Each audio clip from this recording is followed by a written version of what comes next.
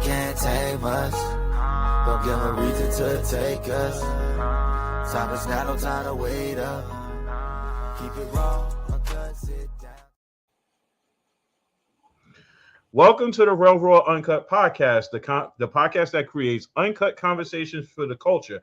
I'm your host, Rails, and make sure you guys go like and subscribe to the Patreon page. That's patreon.com/2920TV. Make sure you guys also go like the YouTube channel. That's 2920TV.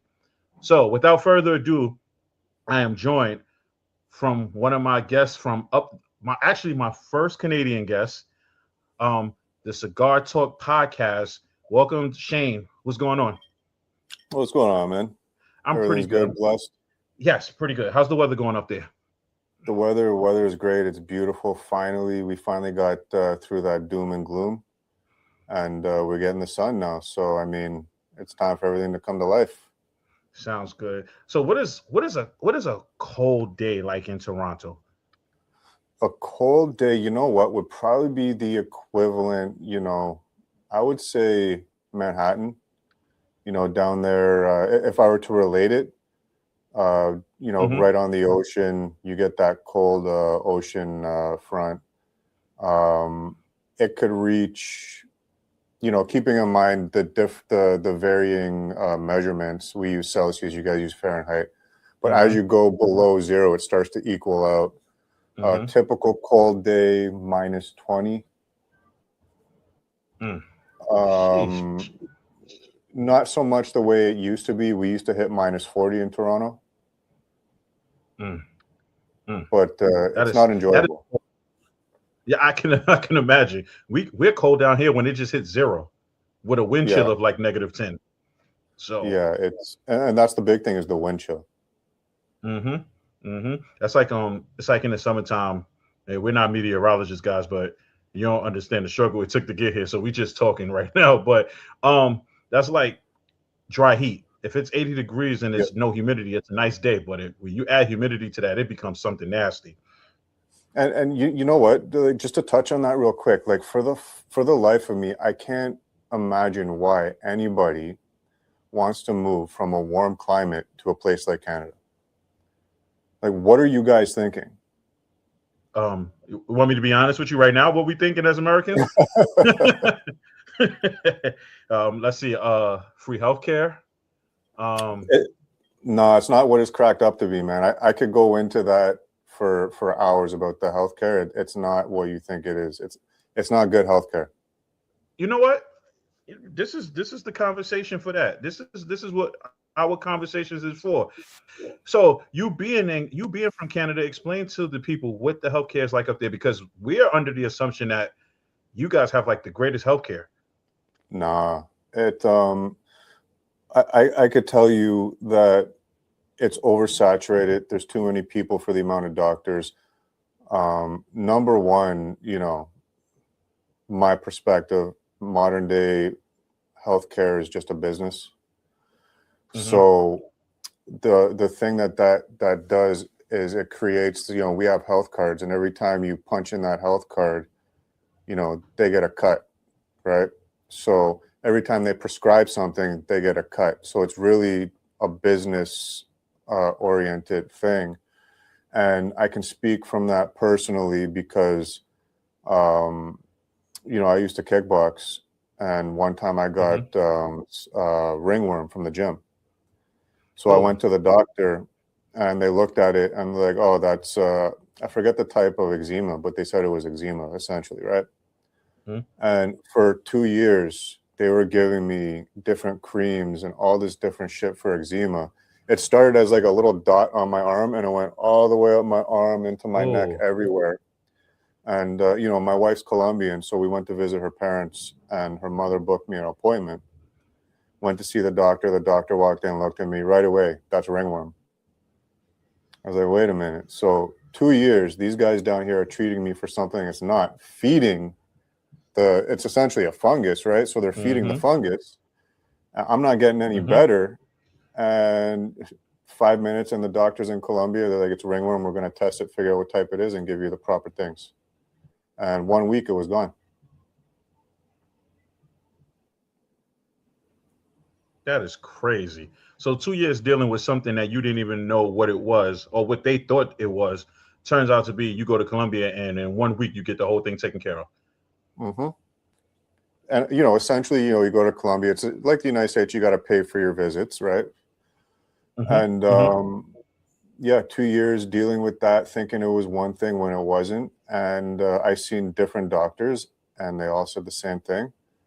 And yeah, man. And listen, there's many stories like that. One of the previous co-hosts of Cigar Talk Toronto, he had a blood clot, and his it almost went to his heart because of a misdiagnosis. Wow. So it happens frequently, and that's because it's just a revolving door of swipe the card, collect the money. So it's not what it's cracked up to be. Yeah, it's nice to go and get those medications, and you only got to pay maybe $5, $10, and that's the other thing too, right? Unless you have benefits through a company you work for, or you're paying for your own benefits, medication is not free. So the visit might be free. I think that's the part that people didn't really realize. Yeah. Even for still example, got I to had pay a for your hernia. medications. Yeah, and medications is where they hit you. They hit you hard with the medications. I had a hernia, and I went and did surgery, and you could go free to the hospital, but again, it's kind of like going to a handyman that does everything. You want to go to a specialist, right? But the healthcare doesn't provide for the specialist. That's where the benefits come in. If you don't have the benefits, then you got to pay out of pocket for all that.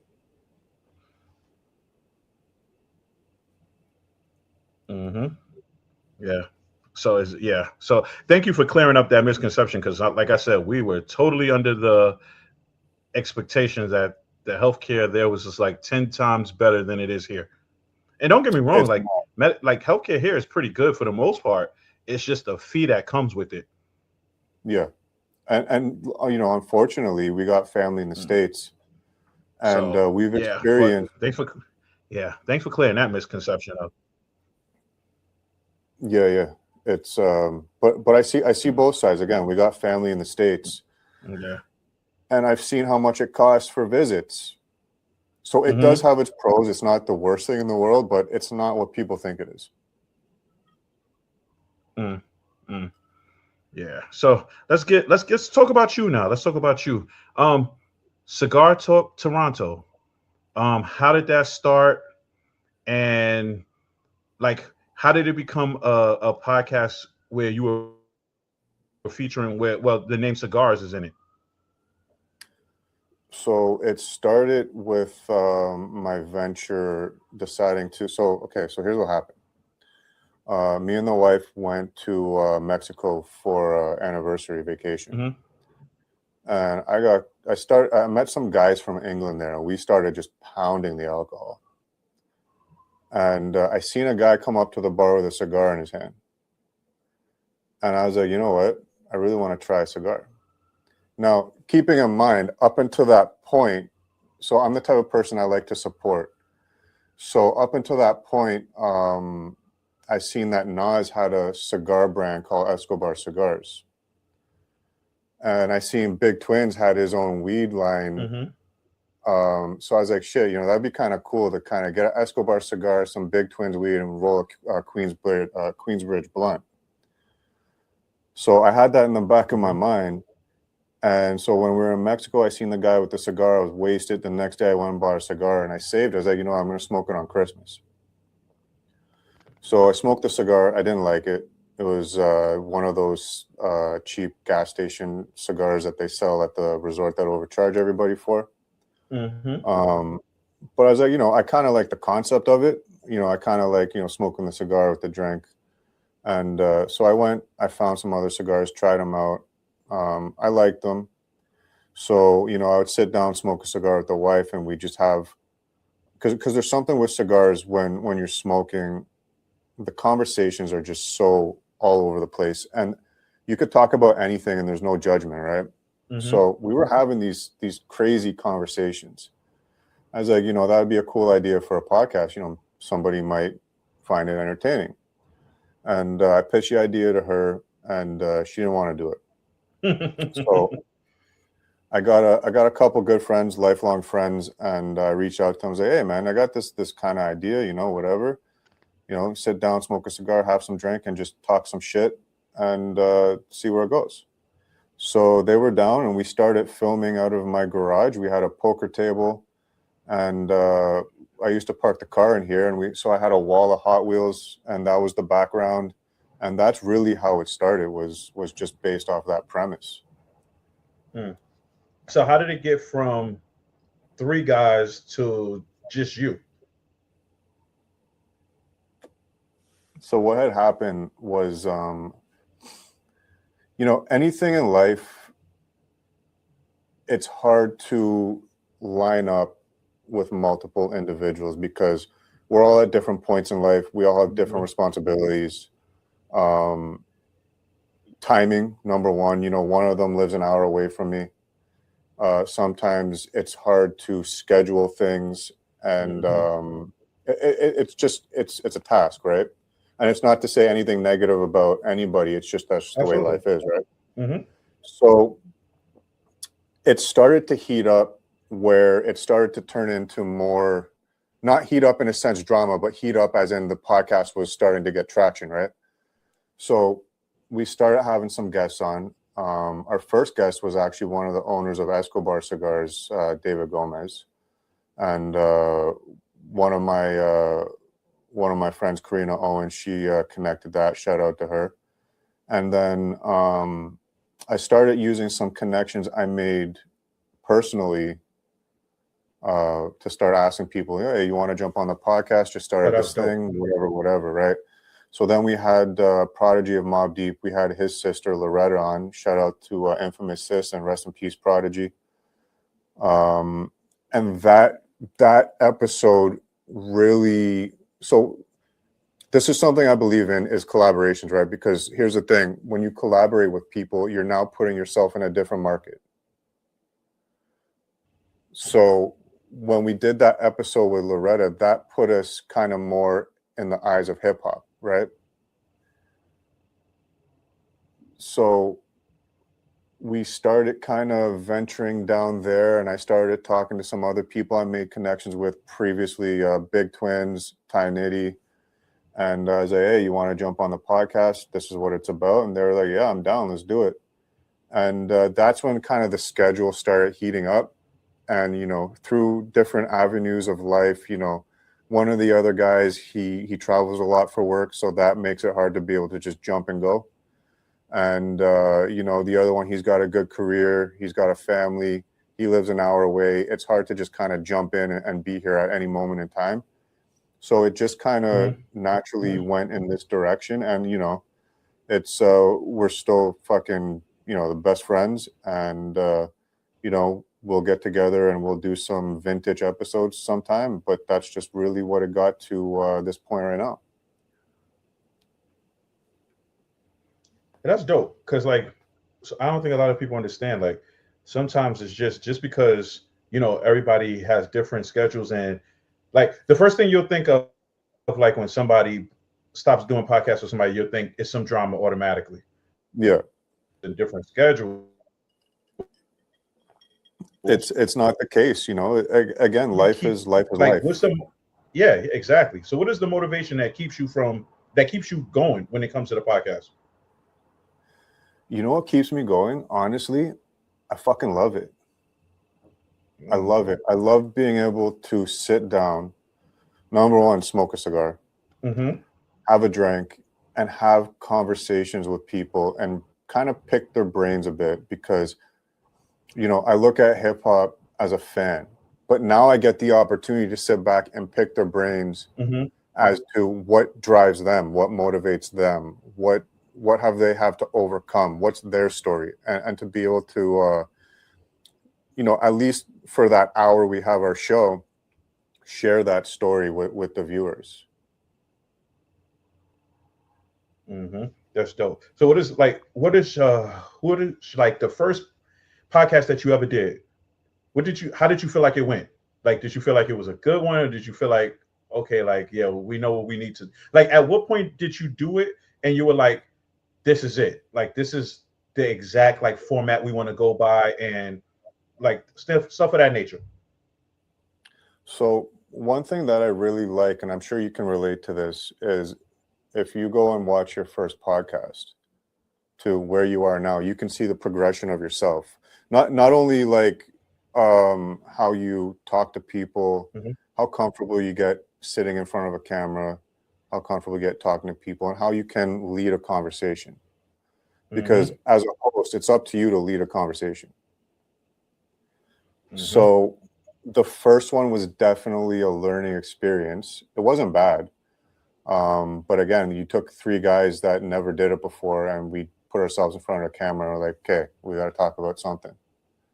And let's hope somebody likes it. So you definitely, as time goes on, you get more comfortable and you find a rhythm. As it transitioned more into an interview-based podcast, I don't know. I still don't think I've hit that, yeah, this is it moment. Just because, like, I'm such a fan too, right, of the music. So I sit back, Yes, and I just enjoy being able to talk to the artist, that it hasn't hit me yet that I get to talk to fucking legends in the hip hop game.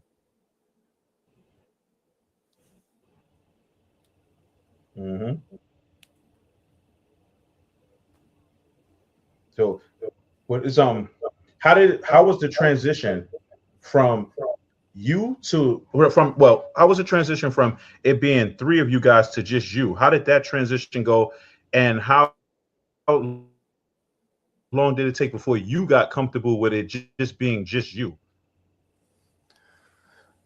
I think I was comfortable the whole time. Because through owning business, I just become accustomed to talking to people. So like, if you were to talk to me 10 years ago, I didn't like to talk to people at all. I was just one of those type of people. But through owning a business and having to talk to clients and stuff like that, I became comfortable with it. So I think that helped me go down this avenue. Even still to today, like, I'll sit down and we're about to start an episode and I get a bit nervous because it's like, okay, there's pressure to give a conversation tailored to each person, right? Instead of it being the same generic thing. And there's no script. Like, there's no, okay, I want to ask this, and this. It's like you turn it on and you just go. So there's pressure to make sure that each conversation is geared towards that person, and it's not the same conversation I had with the last one. And also, you know, making it about them, because I always look at it like this might be the platform, but you're the guest. So it's a 50-50 venture. So it's just as much you as me, right? So you got to make sure that they know it's about them. It's not about me. I'm not telling my story. We're here to tell your story.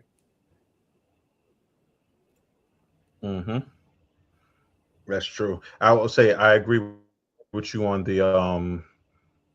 the question thing, because like when I start a podcast or when I'm getting to know someone, like I like try to do the best research I can. But to be honest with you, like when I'm asking questions and I'm going back and forth, it feels like I'm reading off a script. And I don't like doing that because I don't like it to feel like it's so rehearsed. So it's like I like to just kind of wing it. And then like as we're flowing and we're having a conversation, I can feed off of that. And that's what probably gives me more to be able to ask you different questions that I probably would have had in my head to ask you. But because you're talking in specific, I can be like, okay, I can piggyback off of that. And now the conversation feels like it's a lot more smooth and it flows a lot better. Exactly. And that's what makes a good host, man. And it's sometimes it's better to not research anybody, because essentially when you have a guest, right, and I'm sure you can relate to this, is you're hosting. So now you have to talk to them with what everybody else that's listening wants to know, right? So they might not know the things you know. So sometimes it's just to hit it blindly.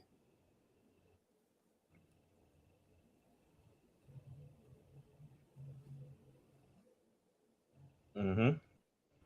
So, as a host of the Cigar Talk conference, the Cigar Talk podcast, I have a question. When you're listening, it's a two-part question actually. One, what would you prefer? Like, if you were recommending me a cigar, what would you recommend? And when you're sitting back vibing, listening to music, what are you like? Where do you put yourself at? What's a good drink? What's a good cigar for you in the midst of listening to music, like just kicking back and relaxing?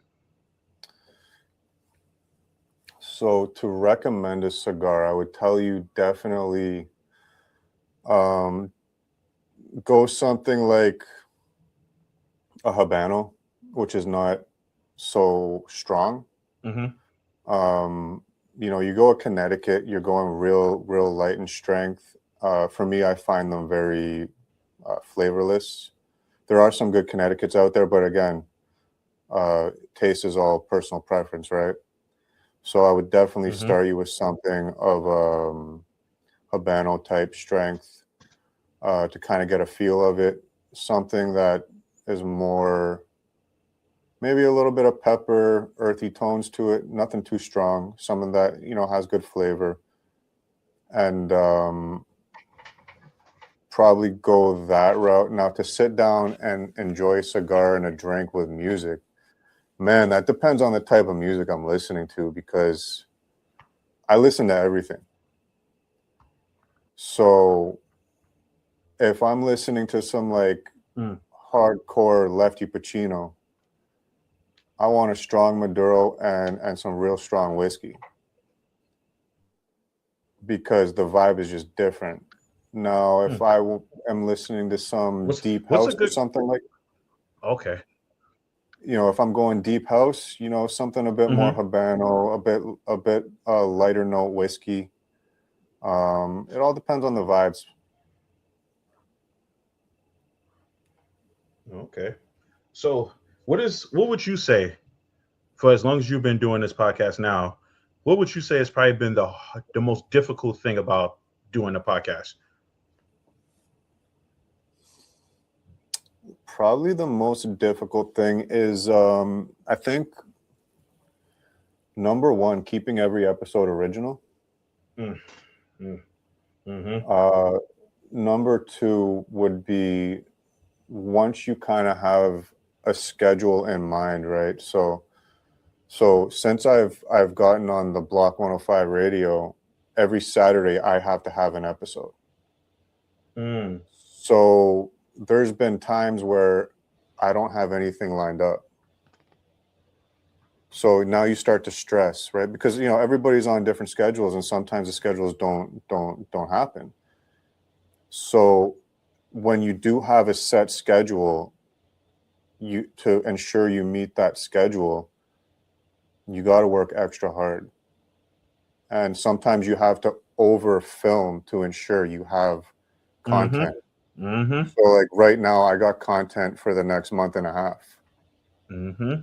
because I don't like that scenario of, oh shit, something's supposed to go down next week, but I don't got nothing filmed yet. So it's hard work, man. It's hard. It's not easy. Yeah, I agree. I think for me, I think if I had to answer that question, it'd probably be the same thing. Yeah. Probably that inconsistency, because Yep. it's real easy to like you said, you got content for the next month and a half, and I think I probably got content for like the next month as well. But you can really get into a dry spell where there's nobody around, and like now you're stressed. The last second, you're like, damn, I have no content. So Yep. like when you have no content, or when you have no live content, and you say you have this slot every Saturday, do you find yourself sometimes having to go back and just post old content, or do you always generally have something new? So I've been blessed to the sense of, um, I've always been able to get people on. Mm-hmm. I've rerun one episode on the block, but that's only because the intention was to rerun it. Um, but again, you never know what's going to come down, so you got to keep certain episodes in mind. That, okay, you know what? If something were to happen in my life personally, and I have to disappear for a month, Mm-hmm. maybe I got 4 episodes I could rerun that were never aired on the block. That helps so much. I think, I'm sorry to cut you off real quick, but for a podcaster to be able to have those episodes in the can, Yeah. and it's like you said, life happens. So for you to be able to have those, and God forbid something happens to you, at least you know you have that at least the next month and a half of content that you don't really have to worry about. Yep. And I think that's good advice to anybody too that wants to get into it. Number one, you know, everybody and their grandmother has a podcast these days. Mm-hmm. You know, it's not an overnight success unless you're a well-known celebrity and you just went and started a podcast. You're not going to have overnight success. And you know, success again is in the eye of the beholder, right? I do this for fun. I do it for passion. So for me, I'm already successful, right? Exactly. Because I get to do what I'm passionate about. So that's what comes first. You know what I mean? I don't make any money off of it. It costs me money. And I do it because I love it. For people getting into it thinking they're going to get rich overnight, I think that's the wrong reason to get into it. Yeah. Me and you have had these conversations behind the scenes about like networking and, you know, gems that you've dropped on me about like knowing that it's not going to be an overnight success, and, you know, letting the networking come to you and stuff like that. So yeah, you're absolutely right. Like, I think a lot of people, like you said, a lot of people think this is an overnight success thing, and it's really not. Like, it takes a lot of hard work, and it takes a lot of time too. Like, the people don't understand. Like you said, you got a month and a half worth of content. Yeah, but that means you still have to fit. You had to, you know, separate part of your time to take care of that month and a half of content. And like, take for example, like you and I. Maybe this podcast should have probably been over maybe what 15, 20 minutes ago. But look at all the stuff we went through just to get through this. So yeah, like, it's not easy. And then one thing I think I'll explain to the listeners, and I think you could agree with me on this too. When you're doing this podcast thing virtually, a lot of stuff can get in the way. A lot of stuff. Yeah, your internet might not be working. It might be working. It might cut off. There's times when it will cut off. You can be in the middle of a great conversation, 20, 30 minutes in, and it'll cut off. And now you have to do it all over again. And so, you know what? I don't think a lot of people understand the process that comes with this. No, and you know what? That happened to me earlier today. I was filming an episode with Ron Rich.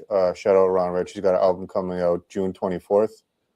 And luckily, we finished, and we were just kind of, you know, just shooting the shit afterwards. And stupid me, I didn't check my my memory on my laptop, and it just cut out. Said it couldn't be downloaded. So I was like, shit, man, don't tell me I just lost that episode. So I had to go back, delete a bunch of shit. Luckily, it was saved in the cloud, and I was able to convert it.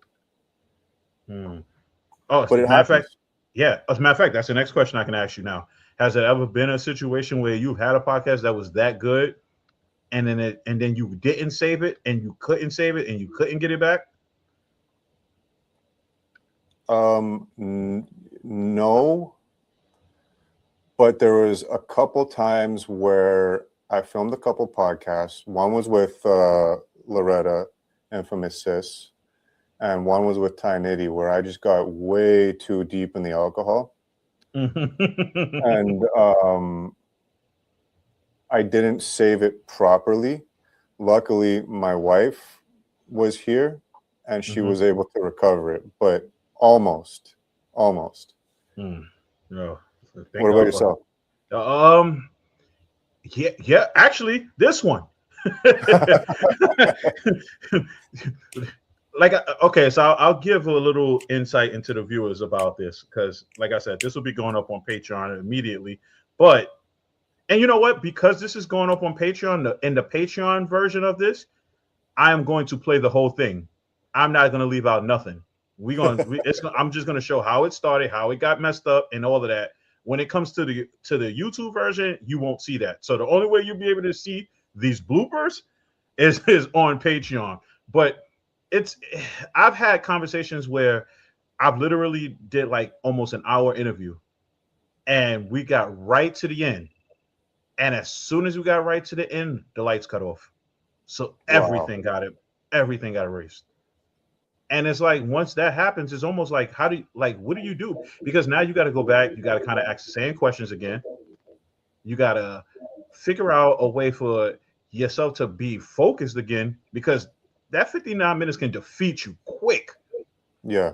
So I, yeah, I think at that point you kind of just got to run it as a brand new episode, and forget what was done and just attack it like a brand new thing. Yep. But still, it still can be quite frustrating. Yeah, it is. Technology is a double-edged sword, right? Mm-hmm. It's So I'm going to turn this around to you for a second. I know you're used to being the host, so I'm gonna let you ask me a question, and we're gonna work on that. Because I've like I told you, I'm not used to getting the questions asked, so I'm actually want to see how this one works. So I'm gonna let you ask a question, and we'll go from there. So getting into this, you told me you've been at this a couple of years. You kind of put it to the side for a little bit, and now you're kind of getting back to it, right? Mm-hmm. What was the biggest what the fuck moment when you started doing podcasting that you didn't think would have been a reality, but it is? So the biggest moment, probably, I would say two. One would be getting to interview G-Dep. That was a big moment because I knew where he was when I was growing up. So so to be able to interview him like last year, that was dope. And then getting to interview, I don't know if you ever watched the show. Have you ever watched the show Different World? Yes. Okay, so I got to interview the actress that played Jaleesa. Okay. Yes, so that was probably like my highlights. Because to be honest with you, as a podcaster, the one thing I want to do, like when I'll reach out, I'll see like a celebrity, whatever, I'll reach out and DM it and be like, hey, would you want to do an interview? And 9 out of 10 times you won't get the response back. But in the case of Dawn Lewis, I got a response back from her rep, and that was able to set that up. So that was dope. And then I knew someone who knew G-Dep, so that was able to put that together for me. But yeah, though, that I would have to say is like my biggest moments. I would say as far as like my frustrating moments would probably be like having like not having anybody to interview at a moment, like having momentum and then not having momentum, because that can really frustrate me, and that can really make me be like, you know what, I don't want to do this anymore. As fun as it is, like when you have somebody you can interview like a month's worth of content, right? And then now I don't have a month's worth of content. I'm down to that last month, and I can't interview nobody. I can't find anybody, and it's like, damn, what do I do? Like, how do I keep going? Like, and maybe I'll get lucky and find someone, and then maybe I won't. And then I'll either replay an old episode or I won't even put an episode. But then the thing is, like, if I stop putting episodes, then it becomes frustrating, and now I'm slacking again. And then guess what? Now I haven't done a podcast for 2 months. Yeah. So it's like, I was like, so now my focus now at this particular point is just to keep going and keep going and keep going and keep going. So like you said before, there's really no such thing as over podcasting, because the more you have, like you said, God forbid something happens, an emergency happens, and you need to handle stuff. At least you have these, and you have the platforms, and you know what you need to do to put it out. So it only takes about a few seconds to really like put your stuff out there, so that way you can set the time for you to do it. So yeah, I think sometimes it gets to the point, because like I usually drop my podcast on Wednesdays at 12.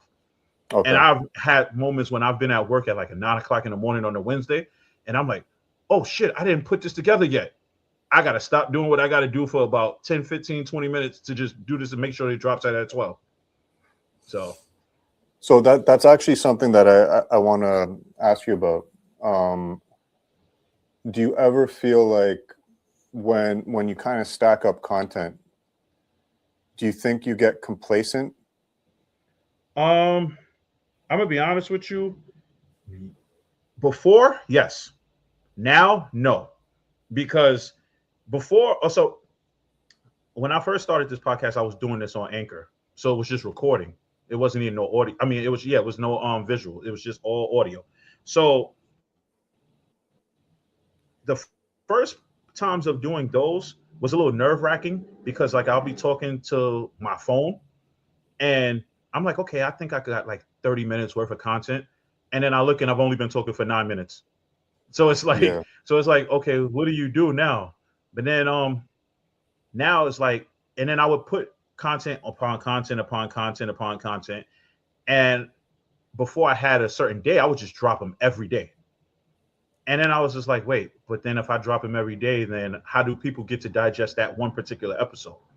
So it's like, okay, I need to find something that's going to keep them busy, but at the same time, I need to also make sure that what I'm dropping is a substance.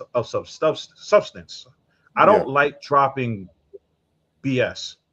Yeah. Like, I'll interview you, but it has to be something positive that comes out of it. I don't want to interview you and you're like, yeah, so yeah, I'm a rapper.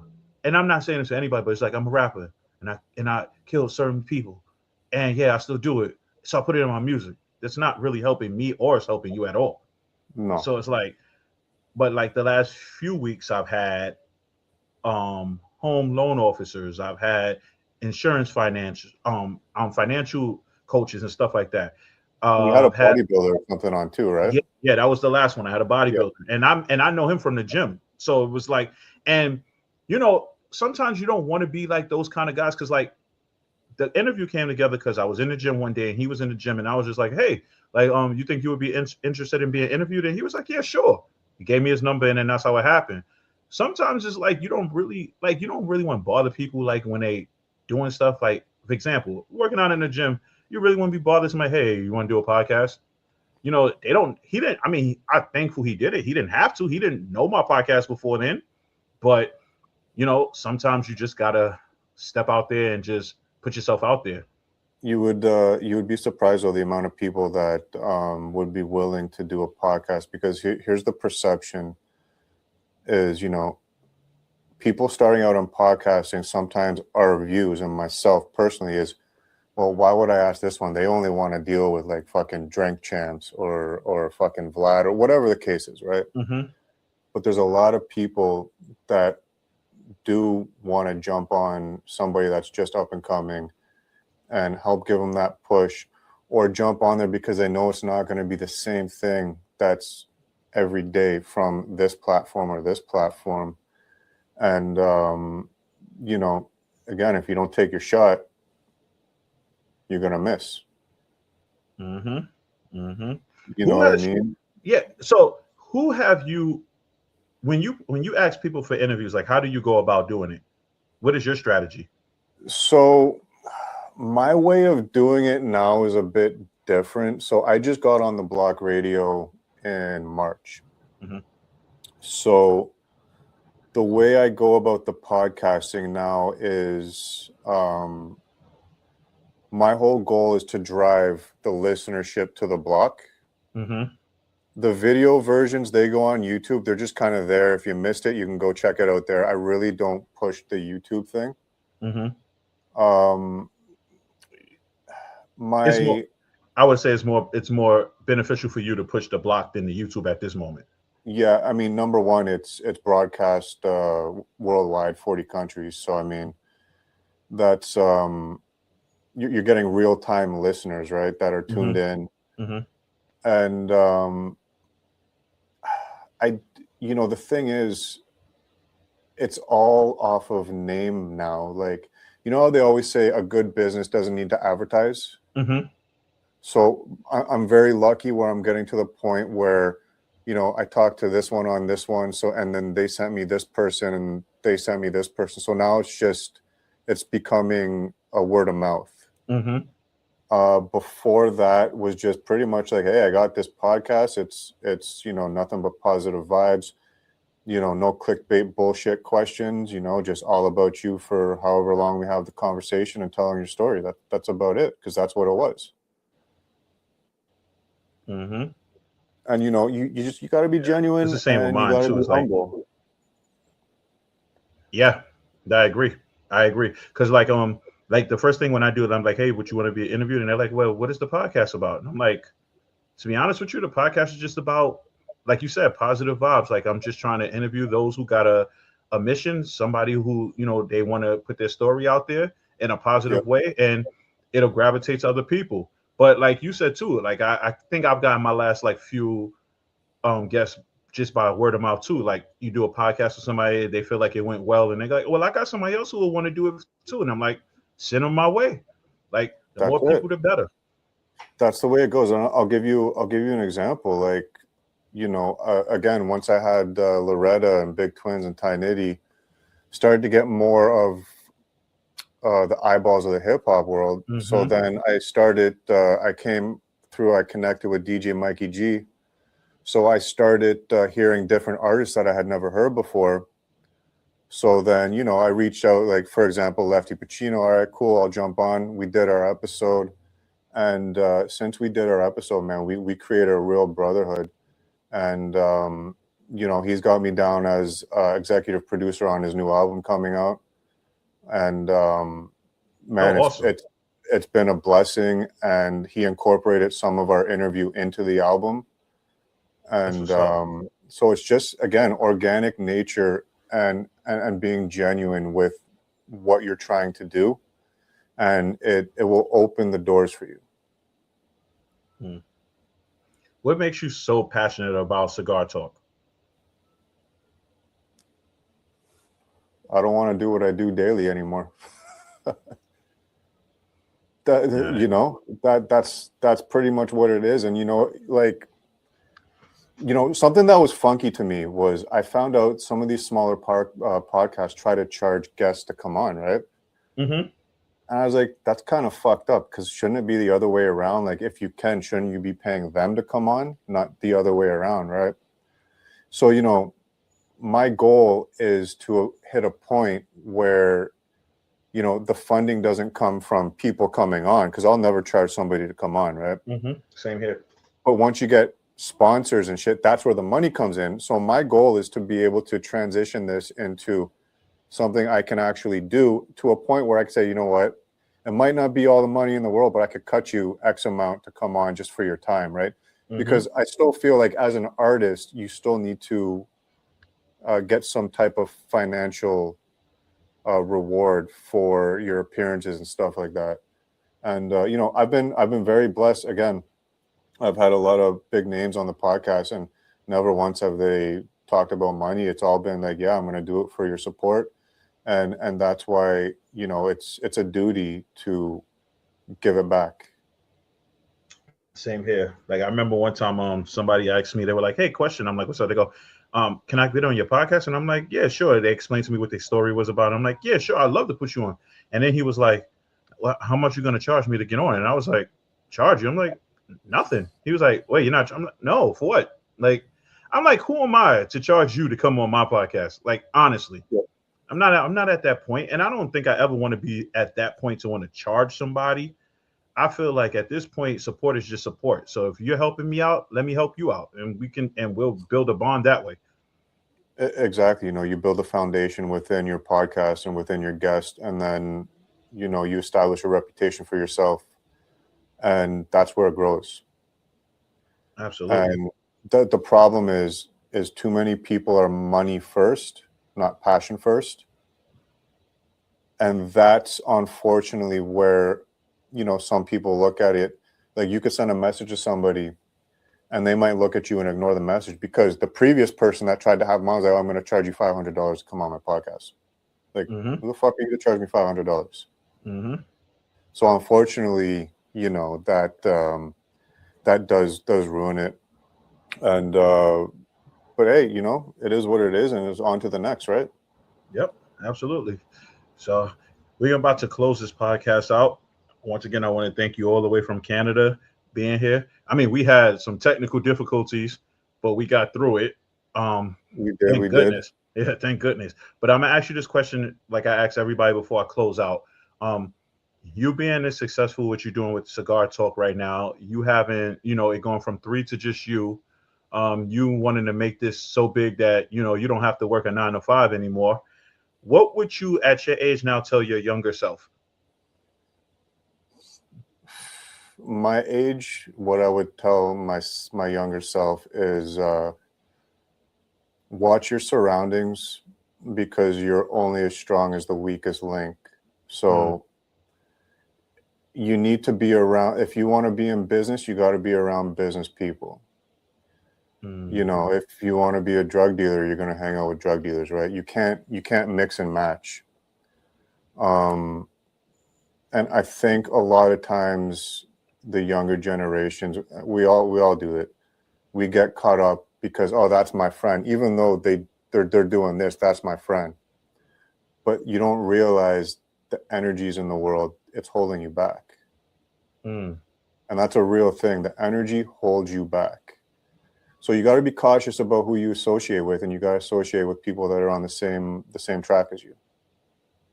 And that's a gem. That's a gem. That's a real gem too.